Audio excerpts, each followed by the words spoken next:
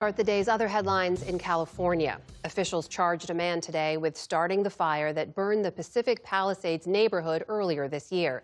It was the most destructive inferno in Los Angeles history. Authorities say 29-year-old Jonathan Rinderknecht lit a fire near a hiking trail on New Year's Day. Fire crews contained it at first, but it smoldered for days, and high winds eventually caused it to reignite.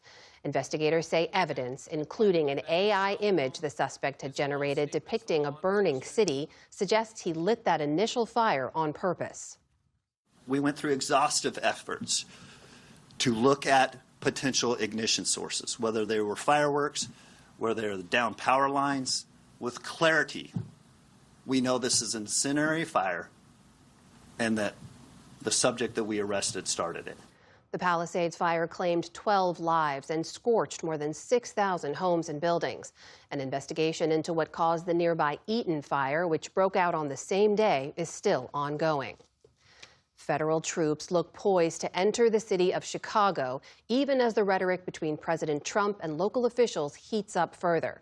After the president said the Illinois governor and Chicago mayor should, quote, be in jail, Governor J.B. Pritzker fired back.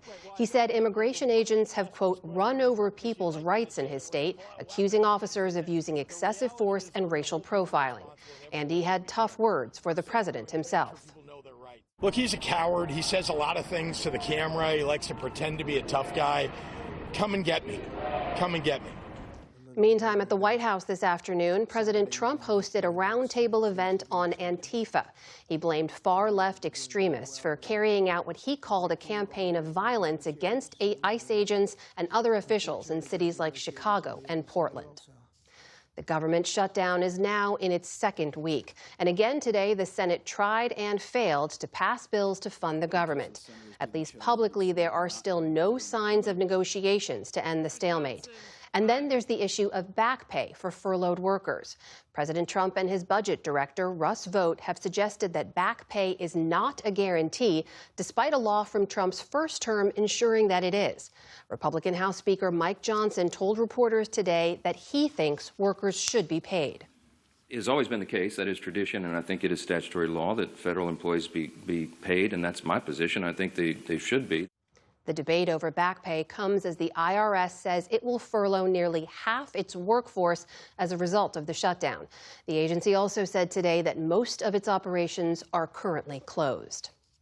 At the Supreme Court today, the justices seemed open to reviving a Republican challenge that would allow political candidates to sue over their state's election laws. At issue today was whether a Republican congressman from Illinois has the legal right to challenge a law allowing mail-in ballots postmarked by Election Day and received within 2 weeks. Illinois state officials warned that allowing his case to proceed would, quote, cause chaos for the courts.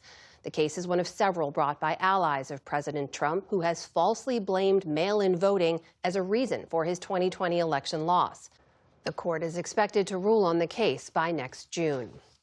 Turning overseas now, senior international negotiators arrived in Sharm el-Sheikh, Egypt today for a third day of talks aimed at ending the war in Gaza. President Trump's envoy, Steve Witkoff, and son-in-law, Jared Kushner, joined Qatar's prime minister and a top Israeli official to discuss Trump's 20-point peace plan.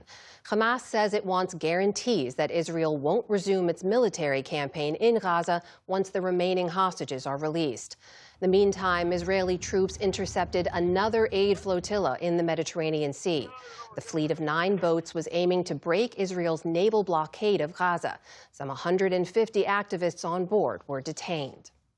Police in the United Kingdom say the suspect in last week's synagogue attack in Manchester had pledged allegiance to the Islamic State group.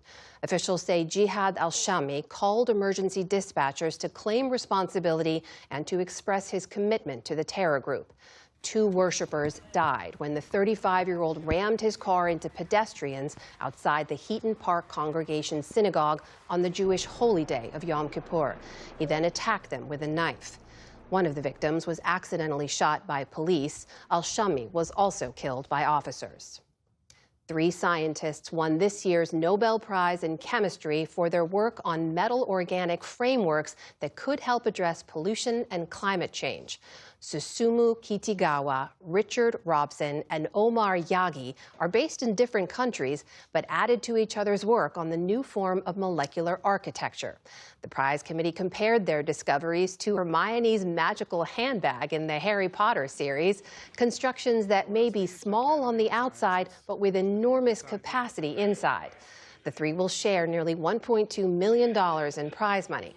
Tomorrow, the prize for literature will be announced. On Wall Street today, traders tried to shake off concerns about the ongoing government shutdown. The Dow Jones Industrial Average ended a single point lower, so virtually flat. The Nasdaq jumped more than 250 points on the day. The S&P 500 also ended with solid gains. And Joan Kennedy, the first wife of the late Senator Ted Kennedy, has died. Born Virginia Joan Bennett, she was a classically trained pianist and a model when she married Ted Kennedy in 1958. Their marriage was marred by family tragedy and personal turmoil. She saw two of her brothers-in-law assassinated and stood by her husband through scandal and allegations of infidelity. Kennedy herself struggled with alcoholism for years and later became an advocate for mental health. She and Ted Kennedy divorced in 1982, and she never remarried. Joan Kennedy was 89 years old. Still to come on the NewsHour, a U.S. citizen married to a man detained by ICE makes the case for his release. How a group in rural Wisconsin is engaging conservatives to help bridge political divisions. And author Ian McEwan's new book imagines life in a world ravaged by climate change. This is the PBS NewsHour from the David M. Rubenstein Studio at WETA in Washington and in the West from the Walter Cronkite School of Journalism at Arizona State University.